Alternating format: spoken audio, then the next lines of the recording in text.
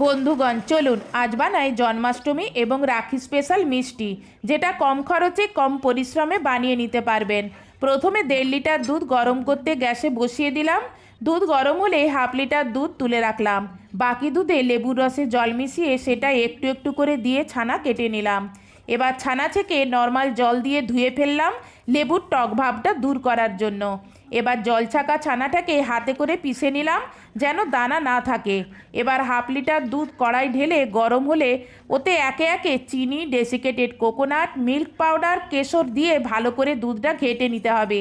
এবার এতে ছানাটা ঢেলে ভালো করে মিশাতে হবে আর গ্যাস মিডিয়ামে রেখে কন্টিনিউ নাড়তে থাকতে হবে। যখন গাঢ় হয়ে আসবে তখন ফুড কালার ঢেলে আর এলাচ গুঁড়ো দিয়ে ভালো করে মিশিয়ে শুকনো করে নামাতে হবে। এবার এটা ঠান্ডা হলে গ্রাইন্ডারে বা হাতে করে আরেকবার মেখে নিয়ে টুটি ফুটি মিশাতে হবে।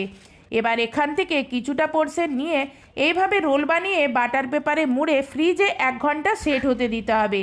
তারপর বের করে এনে মিষ্টির গায়ে সিলভার স্তবক লাগাতে হবে দেখতে সুন্দর লাগার জন্য।